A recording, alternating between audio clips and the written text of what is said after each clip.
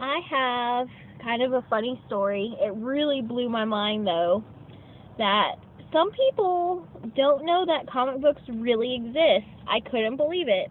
I was talking to Trey and this guy that he's like a market person for Capital, and I was talking about Batman and how Batman was my favorite movie based on a comic book.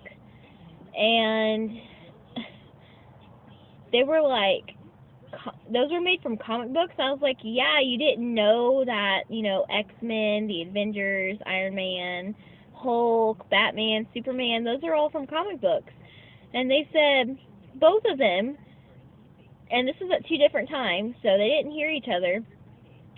They were like, comic books are really made? And I was like, yeah, comic books are real. That's where those movies came from. And then movies like Sin City and Watchmen came from graphic novels.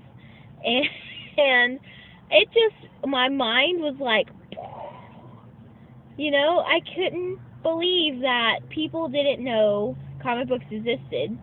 And I started talking about video games and how the new Batman video game is really awesome. And they're like, well, we have all the sports games. And I was like, why would you get a sports game? You can play that in real life. I think sports games are kind of monotonous and a little boring.